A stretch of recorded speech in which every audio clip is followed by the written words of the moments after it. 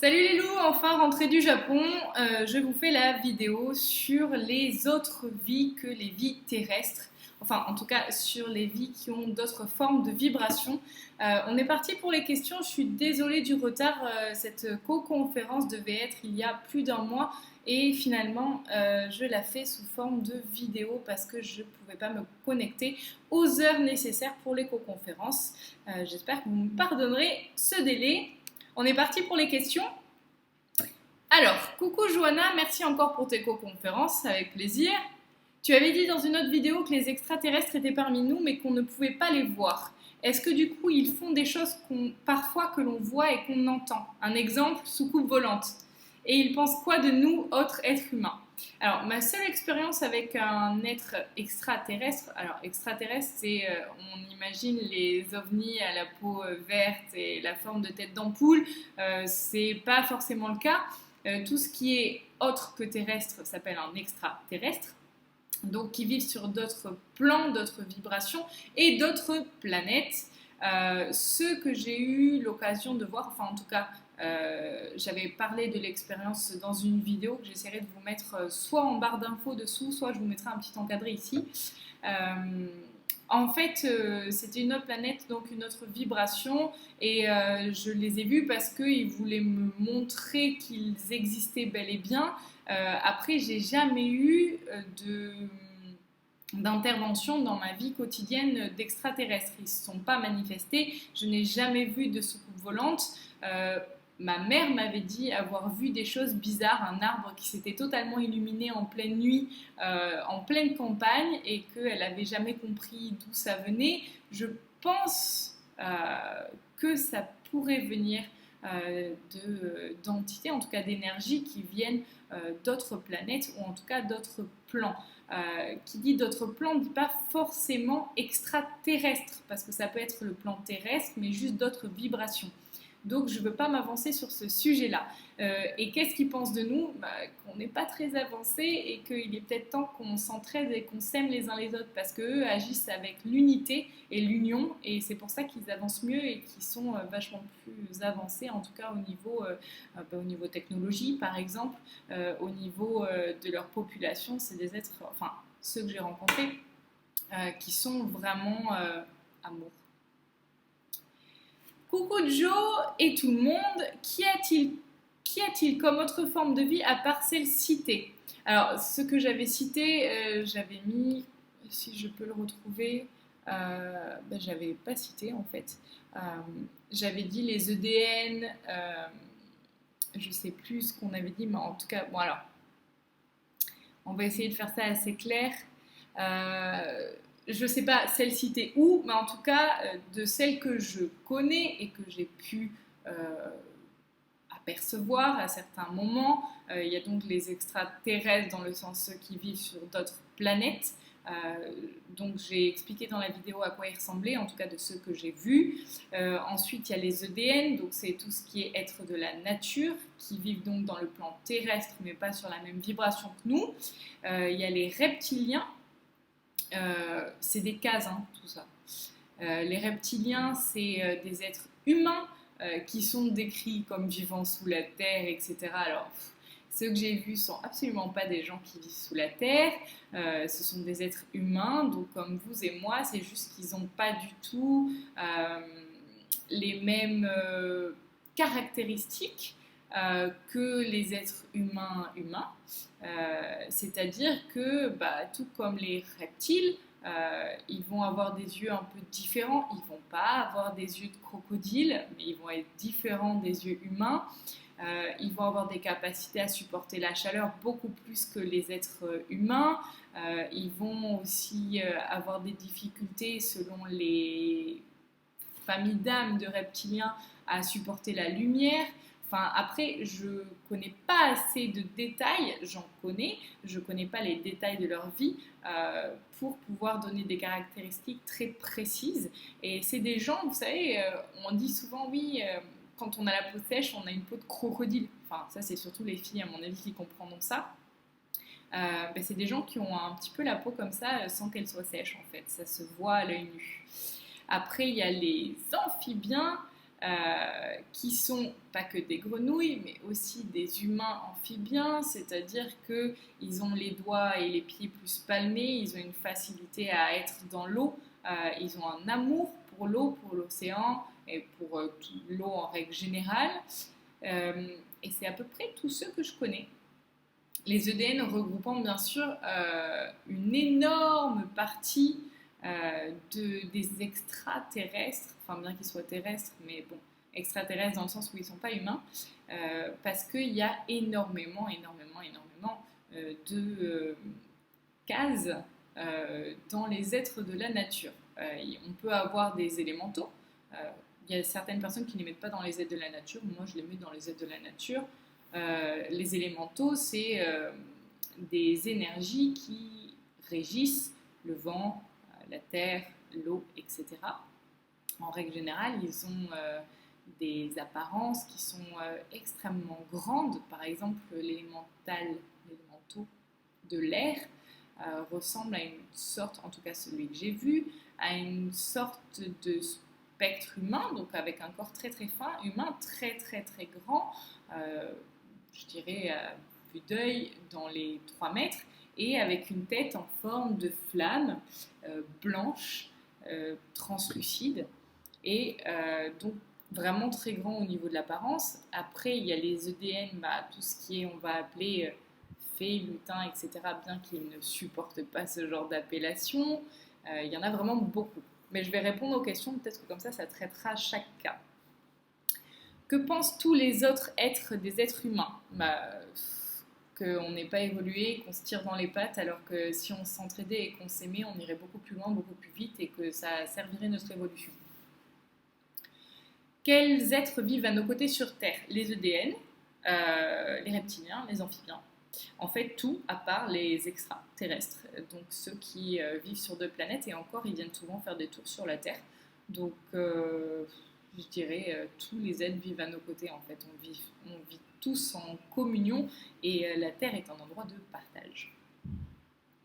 Que peut-on faire pour eux et comment? Rien, c'est plus eux qui peuvent faire des trucs pour nous, parce que eux sont clairement bien avancés, et que du coup, nous, on est un peu en retard parce qu'en manque d'amour, et qu'en même temps, on a une petite excuse, c'est qu'on vit sur le plan de souffrance. Eux vivent dans des dimensions énergétiques, donc des vibrations différentes, ce qui fait qu'ils n'ont pas forcément les mêmes difficultés que nous.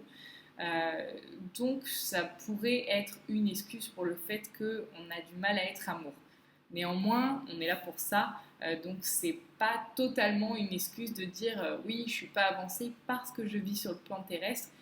En tant qu'âme, on est avancé. C'est juste qu'en tant qu'incarnation, façon de parler, on régresse parce qu'on perd nos capacités divines.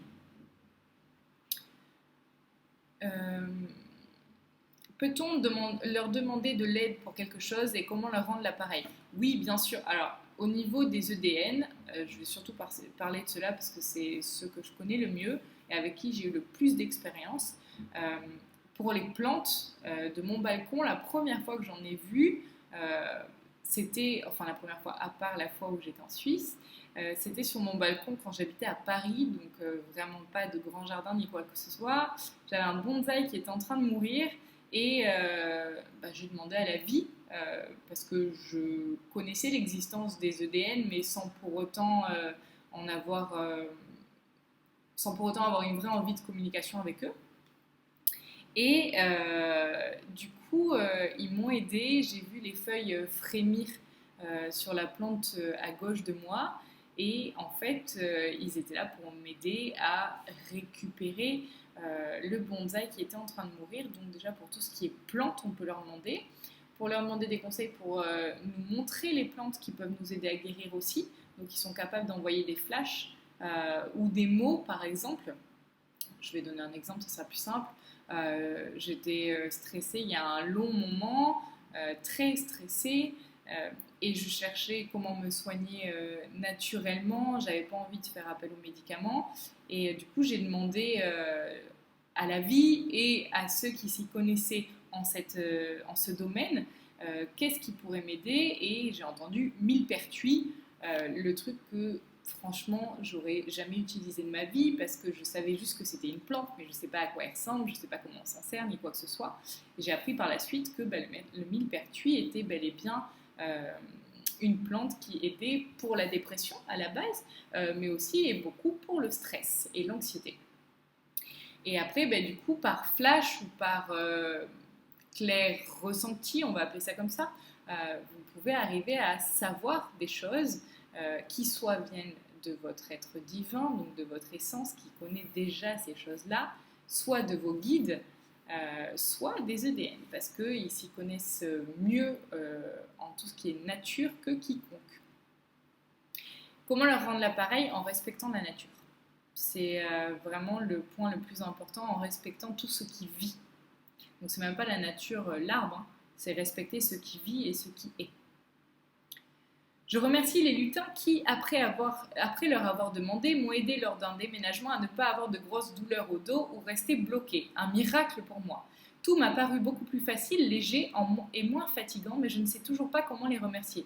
Juste en disant merci en fait, parce que t'as beau ne pas les voir, eux t'entendent et te voient. Hein, donc il n'y a pas de problème, c'est comme les guides, il suffit de leur parler avec le cœur. Merci Johanna pour cette nouvelle co-conférence. Ne serait-ce pas nous-mêmes les extraterrestres dans nos vies futures? Et c'est peut-être pour cela que nous puissions nous voir nous-mêmes, notre regard envers nous-mêmes serait certainement trop critique et serions capables, en tant qu'être humain actuel, de comprendre cela. C'est tellement compliqué que je ne suis même pas sûre de comprendre. Si je comprends, dans ce cas-là, il faudra me le dire en commentaire si jamais c'était pas ça. En gros, est-ce que les personnes que l'on voit, c'est pas notre futur nous? Est-ce que c'est ça ta question? Si c'est ça, dans ce cas-là, non, c'est pas notre futur nous parce qu'on était bien dans le, en tout cas avec l'extraterrestre que j'ai rencontré, on était bien dans le même espace spatio-temporel au moment où je l'ai rencontré. Donc je présume que ça pouvait pas être moi. Après, j'en mettrai pas ma main à couper parce que tout ce que je sais, c'est que je sais rien. Donc il y a la même question, sommes-nous les extraterrestres qui peuplent cette Terre? Non, là je parlais vraiment d'extraterrestres qui vivent sur d'autres planètes que la nôtre et d'autres vibrations, donc autres que l'espèce humaine. Coucou tout le monde, voici mes questions sur les êtres de la nature. Est-ce possible de rester en communication télépathique avec eux quand le lien a été très fort, même quand nous sommes chez nous, si on pense très fort à eux? Oui, bien que quand on vit en pleine ville, à moins d'avoir un beau balcon plein de plantes, eux, ils ont vraiment besoin de tout ce qui est nature. Donc s'il y a un énorme manque de nature autour de nous, en général, ils se montreront pas en ville. Par contre, dès qu'il y a la moindre forêt ou le petit parc, oui, il y a moyen. Et bien sûr qu'ils peuvent être là, mais en pensant à eux, mais pas en... Comment dire? Pas en vibration physique, je ne sais pas si c'est très clair ce que je dis, mais en projection astrale, ce qui fera qu'ils garderont leur énergie en étant entourés de nature, mais ils pourront se projeter pour être à tes côtés. Est-ce possible qu'ils viennent nous rendre visite sans qu'on leur demande? Oui. Je pose cette question car une dame disait à mon père qu'elle était accompagnée des lutins et pourtant ils n'étaient pas dans la nature. Je présume que c'est possible. J'en ai jamais vu accompagner quelqu'un tout le temps. Par contre, c'est comme des guides. Ils peuvent très bien agir en projection astrale. Les guides ne sont pas tout le temps à nos côtés physiquement, mais ils sont à nos côtés de manière énergétique. Donc dès qu'on les appelle, ils sont là sans pour autant être là physiquement.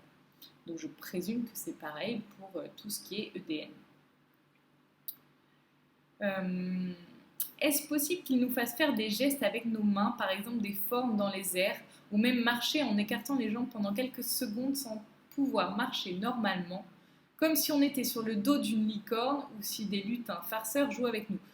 Là non, je dirais que c'est une âme du bas astral qui se moque un peu de toi. Et il y en a plein, ne te sens pas vexé. En général, quand on n'est pas forcément très bien ancré, ça m'arrive dès que je suis fatiguée ou en tout cas que je ne suis pas assez ancrée, de me faire... ils ne me font pas faire des gestes physiques, par contre, je sens qu'ils sont là et qu'ils se moquent de moi. Donc, si tu n'es pas bien ancré, oui, c'est possible. J'ai été sur le dos d'une licorne ou si des lutins farceurs jouaient avec nous. J'ai vécu cette expérience et j'aimerais bien savoir si ça arrive à d'autres personnes. C'était une sensation incroyable.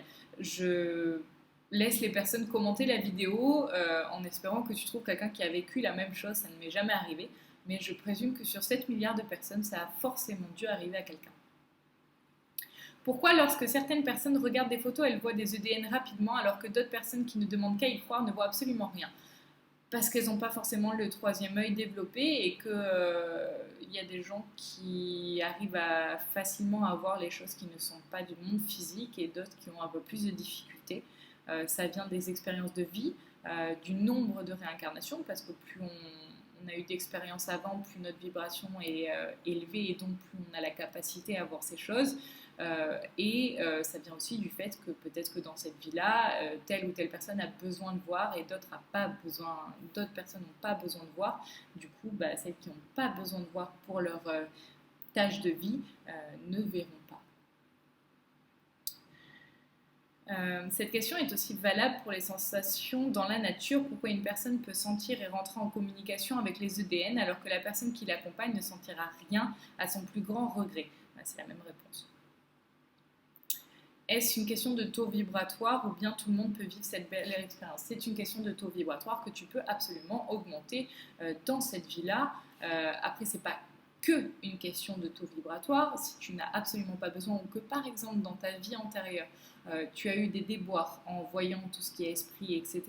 Et que c'est vraiment un exemple que je donne, tu as fini en hôpital psychiatrique parce que tu ne l'as absolument pas supporté, il y a des chances que ça mette beaucoup plus longtemps à arriver dans cette vie-là pour éviter que tu revives la même expérience très douloureuse. Après, tu peux augmenter ton taux vibratoire en méditant, en t'ancrant.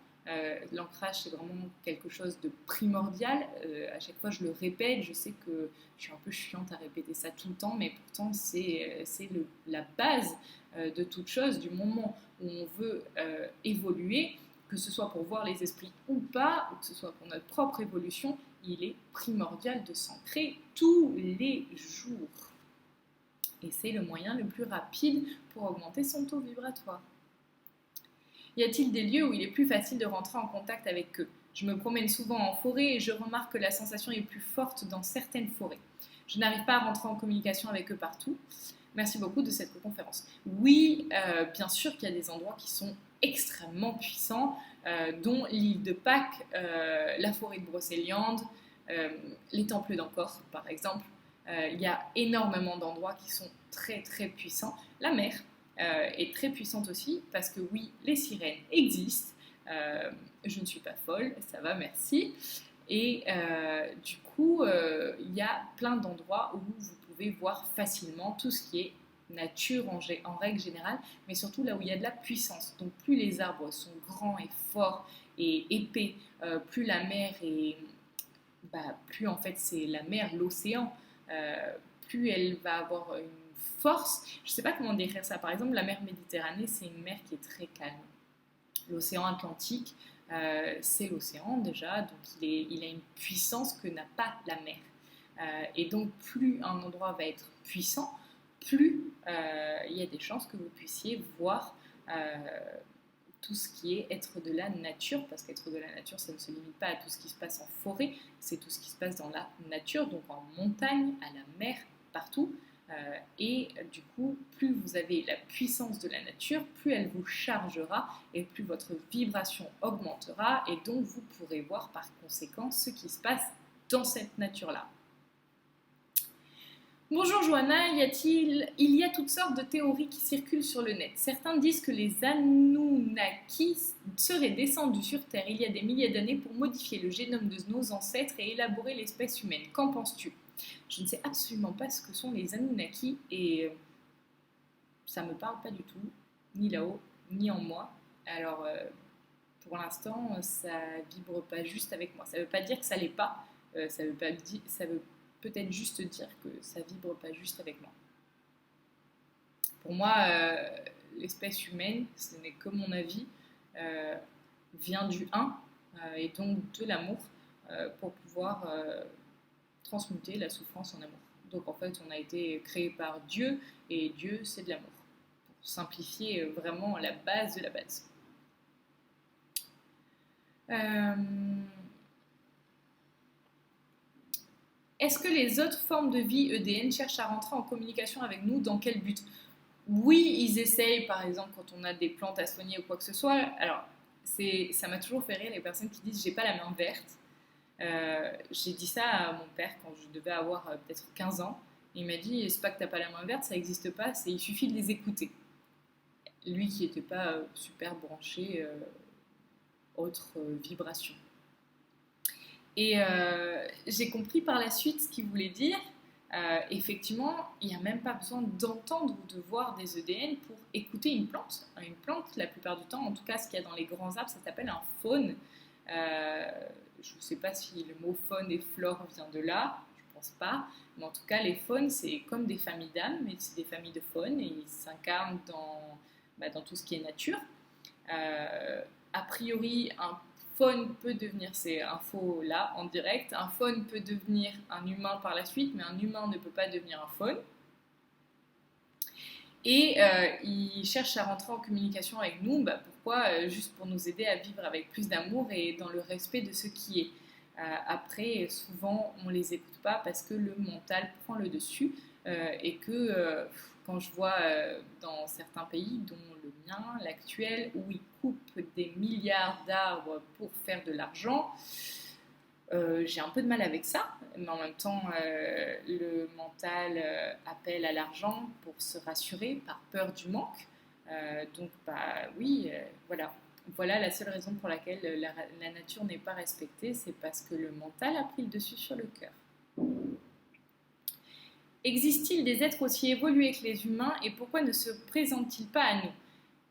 Des êtres bien plus évolués que les humains et ils ne se présentent pas à nous parce que la plupart des gens ne sont pas capables d'écouter et de faire taire ce mental qui a besoin pour beaucoup de croire que l'humain est seul sur Terre. Alors ça m'a toujours fait rire, ces gens qui croient qu'on est seul. L'univers est tellement immense que je ne vois pas comment c'est possible qu'on puisse être tout seul. Et j'ai oublié la fin de la question. Pourquoi ne se présente-t-il pas à nous? Il se présente à nous. C'est juste qu'on n'est pas tous capables de les voir.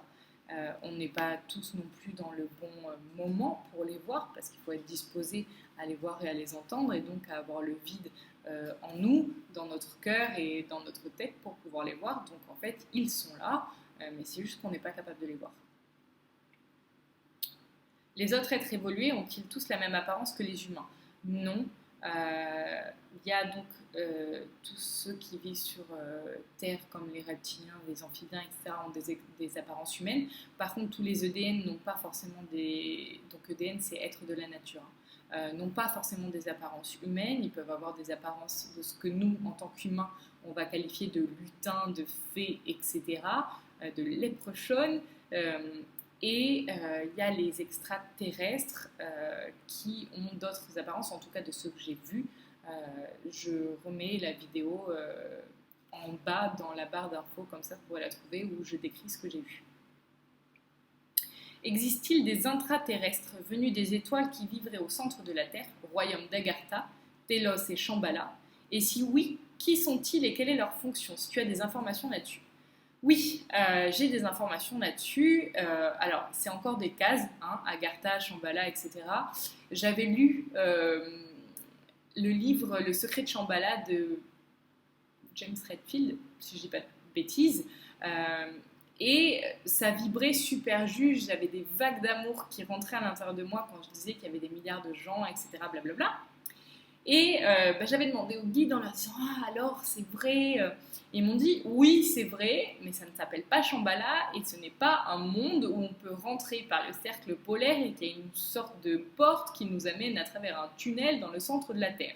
Le centre de la Terre est bel et bien plein de magma, de tout ce de matière physique, en tout cas, que nous, on peut voir, et plein aussi d'êtres, mais pas des êtres comme on l'entend, pas des êtres comme nous, pas sous la même vibration. Donc en fait, eux peuvent vivre à l'intérieur de la Terre, effectivement, mais on aura beau creuser et chercher une porte, il n'y en a pas.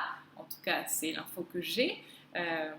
Et c'est des êtres qui sont donc sur une autre vibration que l'on peut bien sûr voir, entendre et discuter avec si et seulement si on arrive à augmenter notre vibration à hauteur de la leur. Et les informations que j'ai là-dessus et leurs fonctions, c'est des sortes de... Ils ont une apparence presque physique humaine, mais ils agissent comme des petits lutins, façon de parler, pour pouvoir aider la Terre à être protégée de l'intérieur et à augmenter la vibration de la Terre, parce qu'avec ce que nous, on lui balance en vibration négative, je ne parle pas de nous qui regardons ces co-conférences forcément, sans vouloir viser qui que ce soit, mais en tout cas des gens qui sont vraiment dans la négativité et dans le non-amour, la Terre a besoin d'aide certaines fois, et donc eux sont là pour ça, pour aider à ce que la Terre garde sa vibration et en même temps que ça puisse nous aider, et nous aussi. On est les seuls, la seule race, l'être humain, à ne pas penser co-évolution. Toutes les autres races, que ce soit EDN ou quoi que ce soit, ou par exemple les personnes qui vivent à l'intérieur de la Terre, pensent coévolution et donc cherchent à nous aider, nous. Donc on est les seuls qui pensons qu'à nous. Comment entrer en contact avec un EDN et existe-t-il des dragons? Si oui, comment entrer en contact avec eux?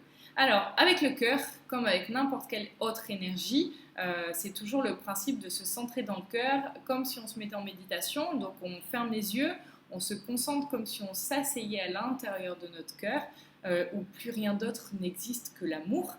Et du moment où on est là, alors c'est là que l'on peut communiquer avec eux et que l'on peut poser des questions, du moment où le mental n'est pas en train de dire oh, et comment je vais leur poser la question et qu'est-ce qu'ils vont dire et pourquoi et comment et gna. Voilà, du moment où il y a ça, c'est fichu. Donc il faut vraiment rester centré, comme si en méditation on restait centré par exemple sur notre respiration. Et bien là il faut rester centré sur l'énergie du cœur. Oui, les dragons existent. Mais c'est pareil, c'est une autre vibration que la nôtre, ils font partie du monde, en tout cas moi je les mets dedans, du monde des EDN, et du coup ils sont dans la même vibration, donc vibration terrestre, mais juste des autres plans, et rentrer en contact avec eux, ça serait assez dangereux quand même, parce que ils ont une puissance qu'on n'est pas forcément capable de supporter.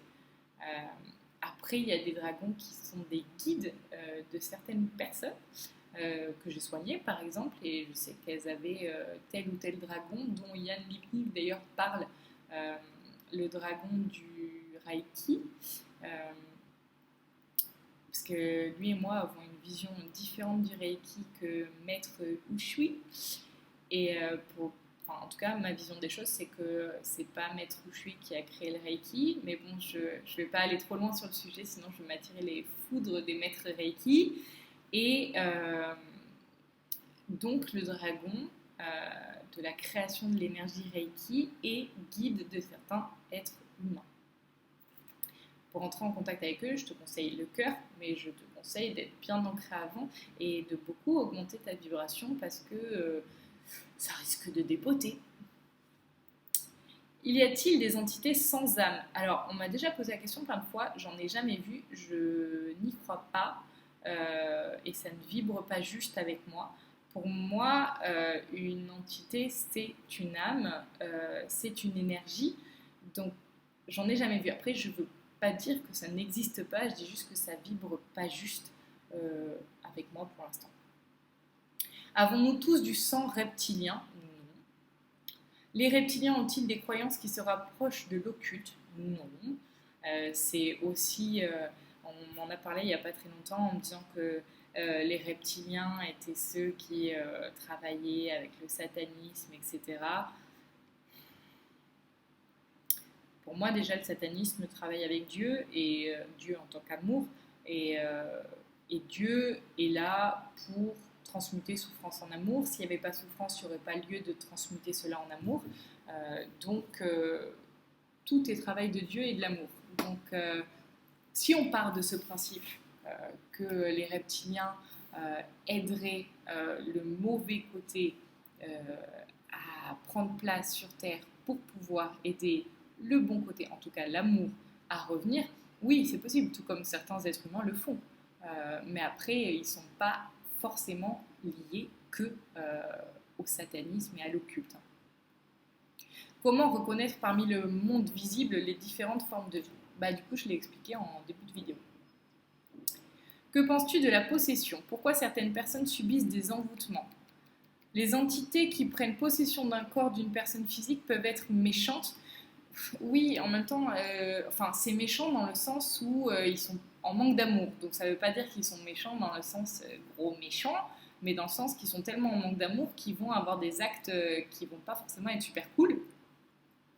Et du coup, oui, ça peut arriver de se faire prendre sa place. Ça m'est arrivé dans plusieurs autres vies où je l'ai expliqué avec l'âme qu'il y avait dans mon chat. Parce que je m'amusais à sortir de mon corps et j'étais pas assez ancrée à l'époque et du coup, oui, je me suis fait piquer ma place. Après, il faut savoir que ça arrive pas tout le temps, que c'est pas quelque chose qui arrive quotidiennement et que seule une personne de la même vibration que vous peut piquer votre place. Une personne du bas astral qui sera légère en vibration ne peut pas piquer votre place, donc il n'y a pas d'inquiétude à avoir. Pourquoi elles prennent possession de cette personne en particulier? Alors, comme je l'avais raconté, je donne que mon exemple, après je ne connais pas les autres, donc je ne peux pas en parler. L'âme avait pris mon corps parce qu'il y avait une histoire de malentendu, de quiproquo et de jalousie, une histoire de pouvoir qui était en fait qu'une histoire de vibration et donc qui dit vibration plus haute dit accessibilité à des choses plus cool. Et par conséquent, il voulait ma place parce qu'il pensait que ma place était mieux, alors qu'en fait, il n'y a pas de mieux ou de moins bon. Il n'y a que des choses qui sont différentes. Et par conséquent, pensant que ma vie était mieux que la sienne et que j'avais des pouvoirs, il a voulu prendre ma place et a fait des choses pas cool en utilisant mon propre corps. Peuvent-elles provoquer la mort de la personne qu'elle possède, la mort du corps physique? Oui. Après, j'ai souvenir que quand cette personne avait pris place dans mon corps, j'étais en dehors de mon corps physique, du coup, puisque je me suis fait piquer ma place. Je voyais mon corps physique en train d'agir, à faire des choses horribles à ma famille, alors que c'était pas moi, c'était mon corps physique, mais c'était pas moi. Par conséquent, une fois que la personne qui était à l'intérieur de moi a quitté mon corps, vu que moi, entre-temps, j'étais partie à la lumière parce que j'avais pas envie d'attendre, etc. Et j'avais aucune possibilité d'agir de là où j'étais parce que quand on vient tout juste de sortir de son corps physique, on n'a pas la même puissance que quand on est remonté à la lumière. Et j'avais choisi de monter à la lumière pour pouvoir agir mieux pour ma famille. Et au final, vu que j'étais montée à la lumière, c'était trop tard pour récupérer mon corps physique. Et donc oui, quand l'âme est sortie de mon corps est décédé. Enfin, il n'y avait plus de vie à l'intérieur. Est-ce que les dragons existent ou ont-ils existé? Oui. Sur cette planète, il y a des années ou ailleurs, ils ont existé sur cette planète, mais pas en vibration physique comme on l'entend. Il y a eu des sortes de dragons, comme ce que l'on appelle maintenant les dragons de Komodo, par exemple, et d'autres dragons, par exemple des dragons avec des petites ailes, ça a existé, mais pas des trucs qui faisaient 40 mètres de long et 20 mètres de hauteur. Ça existe que dans le monde énergétique, c'est-à-dire en vibration autre que la nôtre.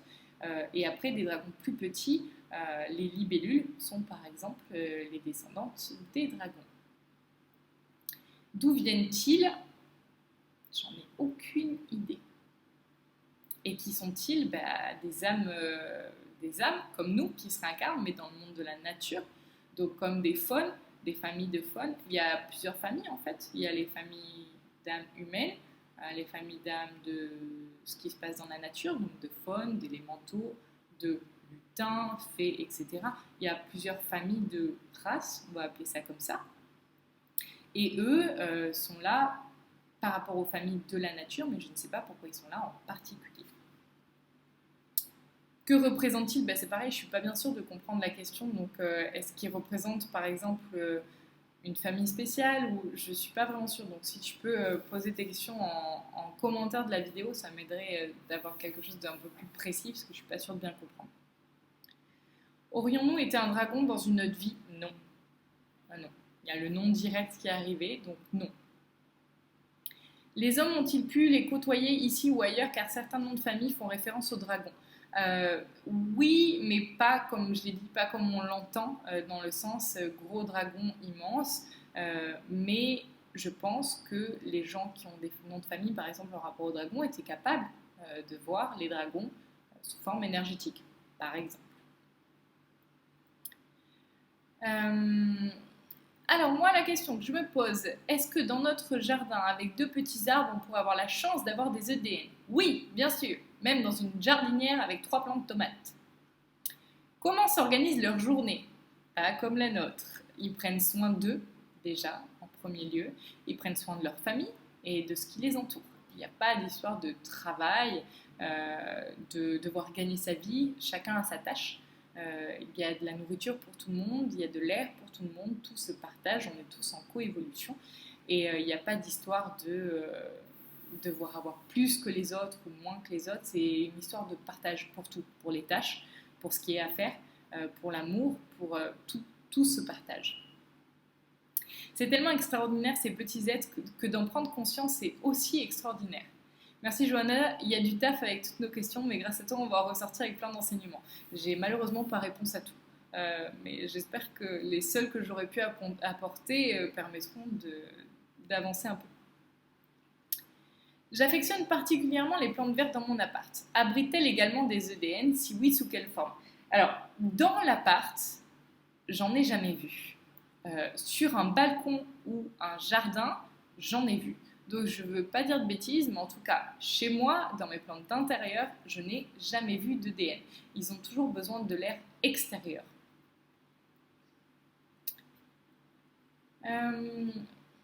Est-ce que lors de prise de photos, certaines particularités comme la couleur de peau, la couleur des lèvres peuvent-elles changer? Au besoin, je vous transmettrai la photo. Oui, c'est possible, et je veux bien la photo, ça m'intéresse vraiment de voir. C'est tout à fait possible, la photo, tout comme pour les esprits, les entités et autres formes d'énergie, la photo c'est la capture d'un instant où on ne peut pas mentir. Et enfin, on peut mentir à faire des selfies, à se maquiller, etc. Mais pour tout ce qui est énergétique, on ne peut pas mentir. Et j'avais vu, je vous déconseille fortement de le faire parce que j'avais eu super peur quand j'ai fait ça. Après, vous faites ce que vous voulez. J'avais vu dans Ghost Whisperer, elle s'était pris en selfie pour voir si elle avait des fantômes autour d'elle. Et j'ai eu le malheur de faire la même chose. Ça m'a calmée, je ne l'ai plus jamais refait parce que, bah oui, on voit. C'était à l'époque où je ne voyais pas vraiment avec mes yeux physiques et que mon troisième œil n'était pas assez développé pour que je puisse les voir. Et j'ai vu en photo, c'était net, il y avait les formes humaines à côté de moi. Donc ça m'a fait flipper comme pas possible. Et donc la photo capture l'instant et les énergies aussi. Mais que si et seulement si ces énergies veulent bien se laisser voir. Ces êtres qui sont visibles pour nous vivent-ils à nos côtés dans nos habitations ou plutôt à l'extérieur? Alors ça dépend, si c'est fantôme, oui, ils vivent à l'intérieur, si c'est EDN, ils préfèrent forcément l'extérieur. Sont-ils tous bienveillants? Pour les EDN, il y en a qui vont être farceurs, je vais mettre la vidéo aussi en lien en bas, dans la barre déroulante. Il y en a qui sont farceurs, ils ne sont pas méchants. Par contre, ils sont farceurs au point de nous faire très peur. Ça ne veut pas dire qu'ils vont nous faire du mal. Pour les esprits, ils ne sont pas méchants non plus. Par contre, ils peuvent être plus en manque d'amour. Et ils peuvent être tellement en manque d'amour qu'ils peuvent avoir des comportements pas forcément cool. Donc oui, ils peuvent avoir des comportements qui risquent de nous faire très peur déjà, mais en plus des comportements pas forcément sympas, comme nous voler notre énergie ou autre. Peuvent-ils être farceurs? Oui, carrément. J'ai des choses qui disparaissent chez moi, surtout quand je laisse la fenêtre ouverte. J'ai un petit bord de fenêtre dans ma salle de bain où je pose des bagues, etc. Plusieurs fois, quand j'ai laissé la fenêtre ouverte, ça disparaît et ça réapparaît 2 semaines plus tard. Donc oui, ils s'amusent avec et c'est que quand il y a un accès direct à l'extérieur. En tout cas, c'est ce que j'ai pu remarquer. Sommes-nous en mesure de voir ou entendre leurs signes? Si on reste centré dans le cœur, oui. Si on est dans le mental, non. J'ai quelques questions. Les EDN sont-ils toujours en activité ou font-ils des pauses pour se ressourcer? Comme nous. On fait des pauses des fois. Voit-il une différence entre le jour et la nuit? Oui, ils dorment la nuit. Et certains dorment le jour et sont réveillés la nuit. Quel est le moment le plus propice pour en rencontrer? À l'aube ou au coucher du soleil. En général, c'est là où ils sortent le plus. Et quand on va voir les EDN au Temple d'Angkor lors des stages au Cambodge, là où on les voit le mieux, c'est au lever du jour vers 6 heures et quelques du matin. Communiquent-ils tous de la même façon? Non. Il y en a qui vont communiquer en se laissant voir, comme par exemple en faisant bouger les feuilles juste à côté de vous. Je ne parle pas de bouger une feuille doucement, hein. C'est vraiment frétiller alors qu'il n'y a pas de vent dehors, c'est vraiment je suis là. Il y en a qui vont envoyer des flashs, d'autres qui vont faire du bruit. Si on se calme vraiment, qu'on médite et qu'on fait le vide à l'intérieur de nous et qu'il n'y a pas de bruit, je sais qu'au temple d'Angkor, quand on est à l'aube dans les temples, on les entend courir. Est-ce que les autres êtres vivent plus longtemps? J'ai pas de réponse. Mais ils disent que, en tout cas, j'ai eu la vision pour ce qu'on qualifierait en tant qu'humain de lutin, ils vivent 30 à 40 ans. Après, je sais pas pour les autres, mais j'ai eu que cette info-là. Est-ce que les EDN sont centenaires? Ben, ça dépend lesquels. Les élémentaux, oui. Voilà, il y a réponse. Les élémentaux, oui. Les faunes, oui.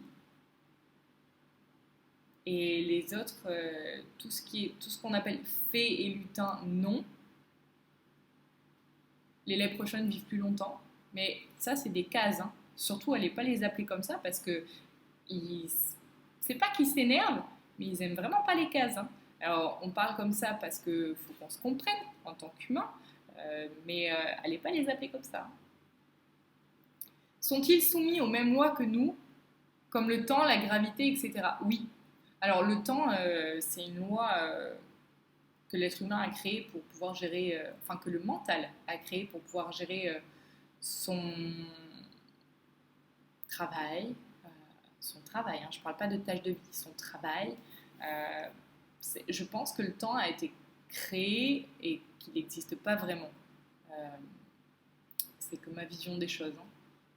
Et par contre, oui, la gravité, oui, ils sont soumis à la gravité aussi. Après, le temps, je pense qu'ils ne le perçoivent pas du tout de la même manière que nous. Est-ce qu'ils vivent sur un plan différent? Ils vivent sur un plan différent, un plan terrestre, différent du nôtre, mais c'est toujours terrestre. Et quels sont leurs pouvoirs? Leur pouvoir, c'est tout ce qui est de soigner les plantes, de les faire pousser plus vite, tout ce qui est en rapport avec la nature et l'amour. Que peux-tu nous dire sur les reptiliens? Sont-ils aussi terribles que leur réputation et peuvent-ils nous faire du mal? Absolument pas. En tout cas, ceux que j'ai rencontrés. Je ne veux toujours pas faire de généralité parce que j'en sais pas assez, j'en ai pas rencontré assez pour pouvoir faire une généralité. Et puis en plus, j'ai pas envie de juger. Mais de ceux que j'ai rencontrés, ils étaient très gentils. C'est juste qu'ils avaient des caractéristiques différentes des nôtres.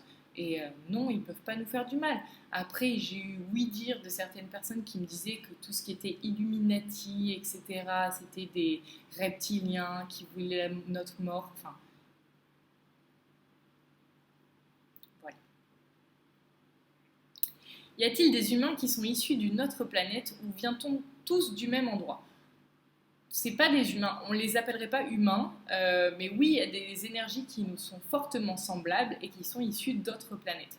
Et il y a des gens qui ont des apparences tout à fait humaines dans cette vie-là et qui viennent d'autres planètes. Il y a des gens qui sont par exemple des anges incarnés, il y a des gens qui sont extraterrestres, donc qui viennent d'autres plans et qui s'incarnent en humains, mais on les appelle humains parce qu'ils ont une apparence totalement humaine, contrairement à des reptiliens ou des amphibiens qui ont une apparence humaine mais qui ont des détails qui diffèrent.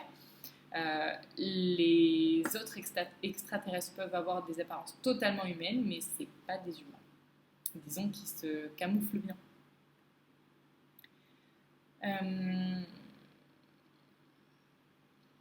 J'ai fouillé un peu sur le net et je ne trouve rien de très sérieux sur les êtres de la nature. Beaucoup d'anthropomorphisme. Certains voient des visages sur les rochers et sur les branches, d'autres postent des vidéos truquées. Si ces êtres existent, a-t-on vraiment la possibilité de les photographier et de les filmer? Pourquoi ne trouve-t-on pas d'indices sur leur existence? Empreintes, maisons, etc. Parce que ça se passe dans un monde d'une vibration différente de la nôtre. Donc forcément, si on cherche dans notre vibration, on ne voit rien. Et oui, les seules choses qu'on peut voir, c'est tout ce qui est visage, par exemple sur les troncs d'arbres, etc. C'est hyper clair. Et c'est eux qui veulent bien laisser voir ces empreintes-là. Sinon, ça se passe dans un monde parallèle, et du moment où on est à chercher dans notre monde physique à nous, alors oui, on verra rien. Mais ça, c'est comme les fantômes, on sait que ça existe et pourtant on ne les voit pas si on cherche avec nos yeux physiques. Quelle est leur taille? En moyenne, celles que j'avais, les sortes de petites fées que j'avais dans mes plantes à Paris, c'était, je dirais, une vingtaine de centimètres à peu près. Dans la forêt de Saint-Germain-en-Laye, parce qu'il y en a plein, pour ceux qui habitent à Paris, ils étaient un peu plus grands, c'est ce que j'appellerais des sortes de petits lutins, mais plus fins, parce qu'il y a d'autres lutins, enfin j'aime vraiment pas ces mots, hein, mais qui sont plus petits et plus tassés. Eux étaient plus grands, environ 70-80 cm, mais très très fins. Ils ont des oreilles pointues, donc ça c'est vrai. Après, il y a les élémentaux qui vont être au moins de 3 à 5 mètres, au moins. Ensuite, il y a les dragons. Si on cherche des dragons physiques, ça va être petit, comme les libellules, etc. Si on cherche des dragons énergétiques, donc dans d'autres plans de vibration, ça va être beaucoup plus grand. On peut aller jusqu'à 20 mètres de long. Après, s'il y a d'autres tailles que tu veux savoir, demande-les-moi en commentaire. Je répondrai. Essaye de faire une liste des tailles que tu veux savoir. Y a-t-il des êtres qui vivent dans les fonds marins et sous la couche terrestre? Oui. J'y ai répondu juste avant. J'ai pas répondu aux fonds marins. Oui, il y a des êtres qui vivent dans les fonds marins, dont les sirènes, par exemple, et d'autres êtres, comme des sortes d'anguilles, mais immenses, avec une âme. Je ne peux pas les qualifier parce que j'ai pas de nom pour les qualifier. Mais oui, ça existe. J'ai appris récemment que des lutins et des fées m'accompagnent. Je sais que les fées se cachent dans les bois car elles sont sauvages et ont peur de nous. Comment les rassurer pour arriver à les voir, entrer en communication avec? Mais juste être plein d'amour, en fait. Du moment où eux, ils ressentent l'amour, ils n'ont plus peur. Comment les voir et parler avec eux? Pareil, en restant centré dans le cœur. Les nuages en forme d'animaux ou autres sont-ils des EDN ou des messages qu'on nous envoie? Non. Enfin, j'ai non là qui vient. Mais oui, des messages, il peut y en avoir. En même temps, on a les messages qu'on a besoin d'avoir. Donc un message qui va être bon pour toi, ça ne veut pas dire qu'il sera vrai pour l'unanimité, ça voudra dire qu'il sera vrai pour toi. Et c'est pas pour autant qu'il ne sera pas vrai, il sera vrai pour toi. Donc dans ton monde à toi. Donc je ne veux pas dire que c'est vrai ou c'est pas vrai, je pense que oui, ça existe, mais pour chacun. Que pensez-vous des Atlantes et de la cité décrite par Platon? Avez-vous vu des vies antérieures? Avez-vous eu des vies antérieures Atlantes? Non. Avez-vous vu des vies antérieures Atlantes lors de soins? C'est encore une case. Oui, je pense qu'avant que nous on soit sur Terre, il y a un peuple qui était bien plus évolué que nous et qui a foiré parce qu'ils avaient eu l'envie du pouvoir. Un peu comme nous d'ailleurs. C'est vers ça qu'on court, hein. Ils ont eu envie de trop de pouvoir et d'éternité, et que c'est pour ça que ça a foiré et que ces âmes n'ont finalement pas pu se réincarner par la suite, et qu'il y a eu la fin de leur existence. A priori, la fin de leur existence est venue parce qu'il y a eu le début de l'oxygène qui était un poison pour eux, et qui en fait est notre base de vie à nous. Donc en fait, ce qui est la fin pour quelqu'un est le début pour quelqu'un d'autre. Et donc je pense qu'ils ont bel et bien existé. J'ai jamais vu de personne, enfin si, je crois que ça m'est arrivé une fois, de voir quelqu'un avec des vies antérieures sous la mer. Je ne peux pas garantir qu'il faisait partie du peuple des Atlantes.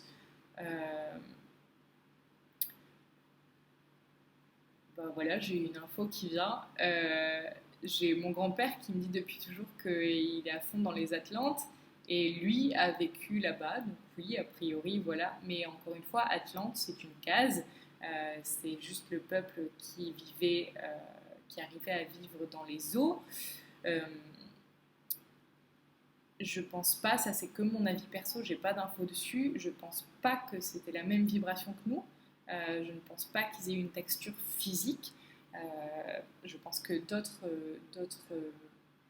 existences ont eu lieu avec des formes physiques, telles que les nôtres, en tout cas des formes humaines, mais je pense pas que les Atlantes aient eu cette forme de vie humaine-là avec un corps physique et de vibrations physiques.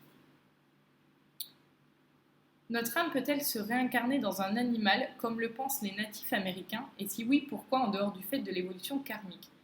Oui, bien sûr, mon chat, en fait mes 3 chats, sont d'anciens êtres humains.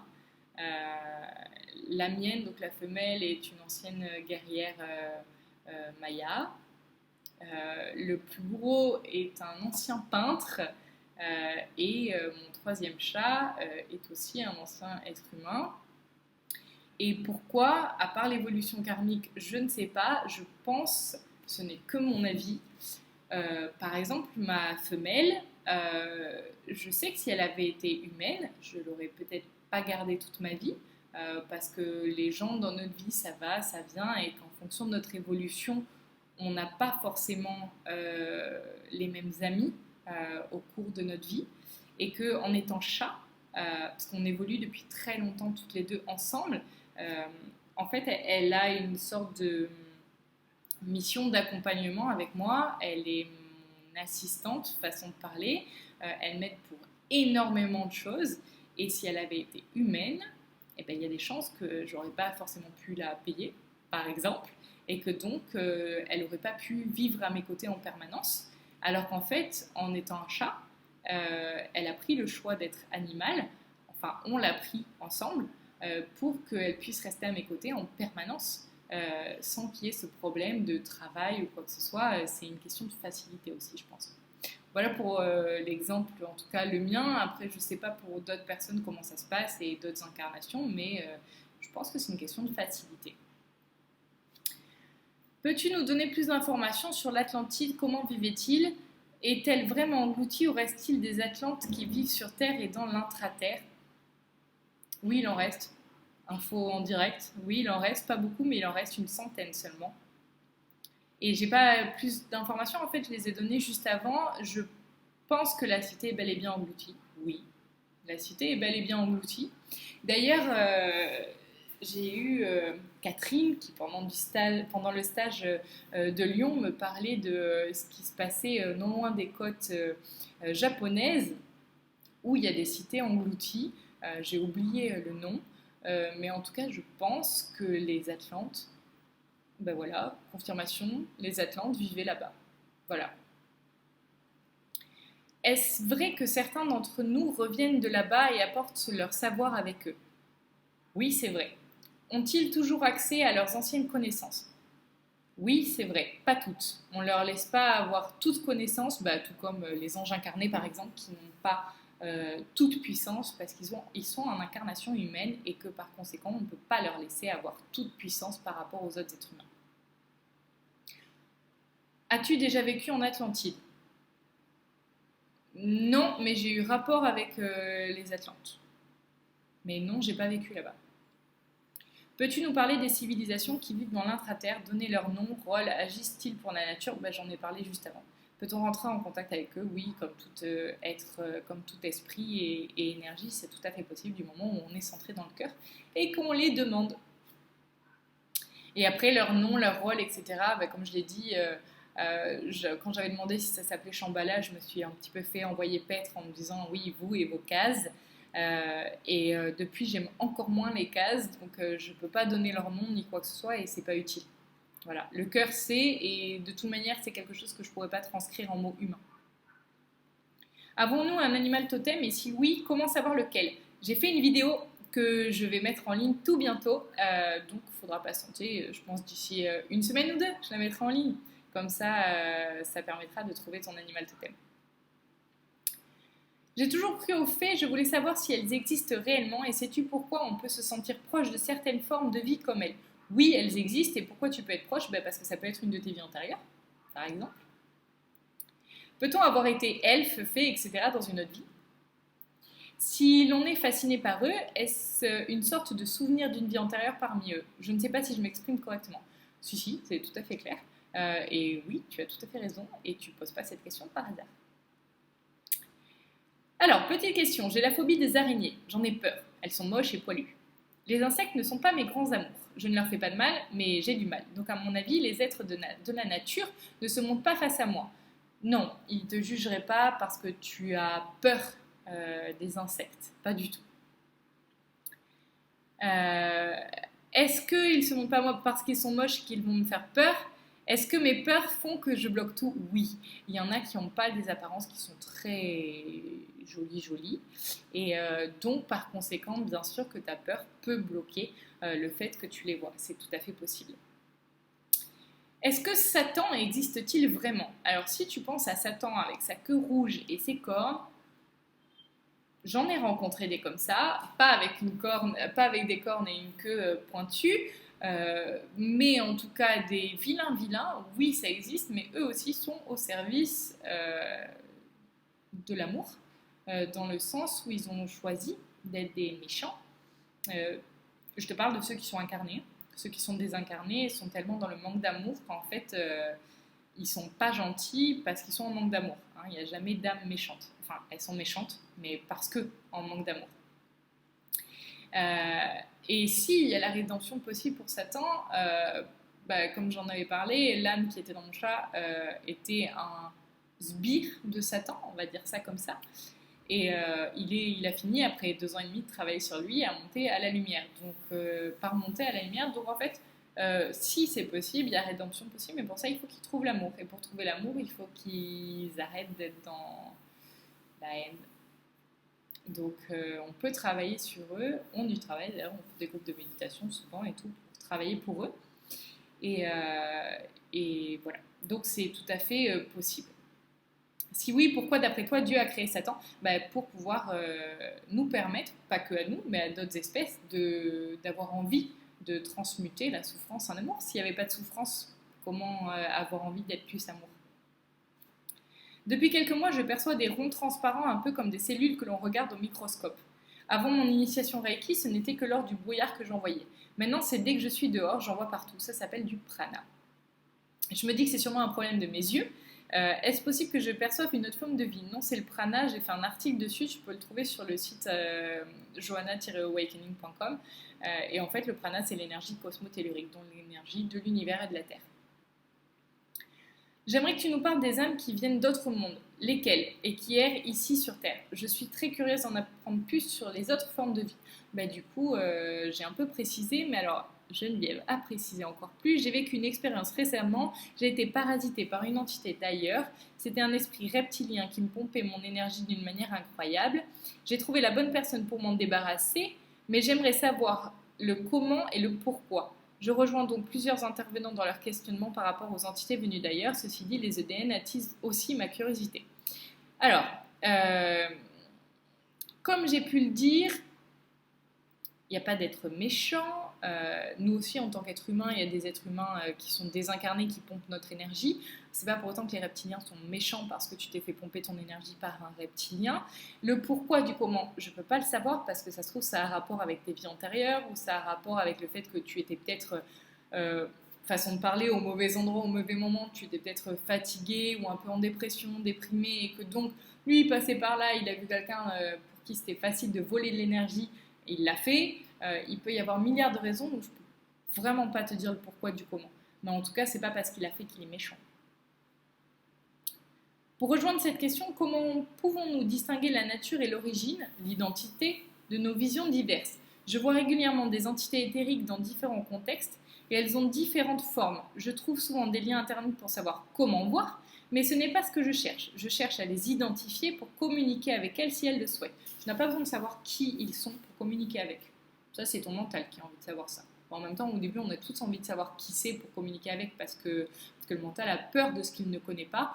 Mais il n'y a absolument pas besoin de savoir qui sont les êtres avec qui tu communiques pour pouvoir communiquer avec eux. Pour ça, il suffit simplement de se centrer dans le cœur. Actuellement, quand j'en crois, je les salue. C'est super. As-tu peut-être déjà fait une vidéo sur le sujet? Merci pour ta réponse et pour tes actions de guidance. c'est très bien de les saluer et c'est très bien que tu leur parles avec le cœur, tu vois, quand tu les salues. Tu ne cherches pas à comprendre pourquoi tu les salues, ni qui ils sont, etc. Et ben c'est comme ça qu'il faut que tu continues. Parce que dans ce cas-là, c'est le cœur qui tient la barre et non le mental, et c'est bien mieux. Peux-tu nous donner un moyen de voir les EDN de l'eau, qui vivent émergés dans l'eau? J'ai essayé la même chose que dans la forêt et ça n'a pas l'air de bien marcher, à moins qu'il faut que je sois émergé aussi. Voilà, tu as déjà ta réponse. D'autres formes de vie utilisent des portes pour accéder à nos lieux de vie. Peut-on fermer ces portes ou les déplacer? Avons-nous le droit? Y a-t-il des conséquences et comment le faire correctement? Alors, oui, il y a des conséquences. Si par exemple, c'est des entités qui portent atteinte à ta vie, c'est-à-dire qu'elles te dérangent, elles te pompent ton énergie, je ne parle pas des EDN, je parle de quelque chose de plus compliqué, de moins cool, on va dire. Dans ce cas-là, tu peux fermer les portes en demandant l'aide de tes guides et simplement en le faisant par visualisation. Donc tu fermes tes yeux, tu visualises ta porte que tu sens ouverte et tu la fermes et moi je l'ai silicone, donc je mets... c'est toujours par visualisation, hein, donc ça marche en astral ensuite. Parce que qui dit visualisation dit création énergétique et qui dit donc création dans l'astral. Donc tu le fais en astral. Seulement si et seulement si cela porte atteinte à ta vie quotidienne. Si c'est par exemple en forêt et que tu vois une porte d'EDN, ne le fais pas parce que là, c'est leur porte, ils l'ont mis là pour une raison bien précise, ça ne te dérange pas, ça ne porte pas atteinte à ton énergie ni quoi que ce soit, donc il n'y a pas de lieu de le faire. Par contre, pour tout ce qui est là où ça te dérange, où ça te fait du mal, où ça te crée souffrance, oui, tu peux le faire en demandant l'aide de tes guides. Et en leur disant que si jamais, pour toujours prévenir une erreur, façon de parler, je commence toujours avant de faire quelque chose en disant je vais faire telle ou telle chose. Si cela est juste, merci de me laisser le faire. Si cela n'est pas juste et que ça ne doit pas être fait, merci de m'aider à ne plus avoir souffrance par rapport à ce qui est et du coup de laisser cette porte là où elle est et que mon action n'ait pas de répercussions. Mais merci de m'aider de ne plus avoir souffrance. C'est important de demander aux guides quand on sent qu'on est trop en souffrance, leur demander de nous aider à être moins en souffrance parce que souvent ça peut être des choix de notre âme d'avoir choisi telle ou telle difficulté dans notre vie pour avancer, mais si en fait finalement elle est trop difficile et qu'on a du mal à la supporter, il faut savoir tendre la main pour recevoir celle de quelqu'un d'autre. Est-ce que tu sais des choses sur le monde de l'intraterre? Ben oui, du coup j'en ai parlé en milieu de vidéo. Les autres formes de vie en général peuvent-ils avoir une odeur? Oui. Donc au lieu de voir, est-ce qu'on peut les sentir malgré eux? Oui. Ou est-ce que c'est quelque chose qu'ils veulent transmettre? C'est aussi quelque chose qu'ils veulent transmettre. Il faut savoir que tout ce qui est énergie, on est capable de les voir que s'ils ont envie qu'on les voit ou de les sentir. Si jamais ils n'ont pas envie, on ne les voit pas, on ne les sent pas. Donc si jamais on perçoit quelque chose, c'est parce qu'ils tentent de communiquer avec nous. Est-ce qu'ils sentent mauvais? Est-ce que s'ils sentent mauvais, sont-ils du bas astral ou quelque chose comme ça? Ça m'est arrivé de sentir le moisi, mais vraiment pas le moisi du roquefort hein, qui est presque agréable, mais le moisi vraiment d'une cave où on sent que c'est resté enfermé pendant des années et j'avais froid, je me sentais pas bien. Là oui, c'était une entité du bas astral. Ça veut pas dire que tout ce qui sent pas bon pour nous, parce que c'est un jugement de valeur, hein, ça sent bon ou pas bon, c'est comme ce qui est beau ou pas beau, c'est un jugement de valeur. Ça ne veut pas dire que ce qui va sentir mauvais pour nous sera forcément mauvais, ou en tout cas du bas astral. Mais ça voudra juste dire, en tout cas, faut que ça s'accompagne de ton ressenti. Tu peux avoir l'odeur qui n'est pas agréable, mais pose-toi la question à ton cœur de savoir si cette entité est du bas astral ou pas, et ton cœur aura forcément la réponse. Voilà. J'espère que j'aurai répondu à toutes les questions. Si vous en avez d'autres, n'hésitez pas. Je me ferai un plaisir d'y répondre. Posez-les dans les commentaires de la vidéo et j'espère que du coup vous aurez un peu moins de questions ou en tout cas qu'il y en aura d'autres qui arriveront par rêve prémonitoire ou quoi que ce soit et que ça pourra aider tout le monde à y voir un peu plus clair. À très bientôt!